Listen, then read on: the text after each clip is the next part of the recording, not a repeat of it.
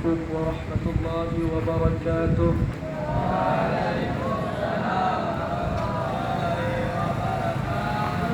الحمد لله رب العالمين، والصلاة والسلام على أشرف الأنبياء والمرسلين وعلى آله وأصحابه أجمعين. أما بعد، أولا أيام الشكر إلى الله عز وجل لأنك أعطانا نعمة كثيرة حتى نستطيع أن نجتمع في هذا المكان المبارك. ثانيا أدعو أيضا إلى نبينا محمد صلى الله عليه وسلم لأنك حملنا من الظلمات الجاهلية إلى الإسلام.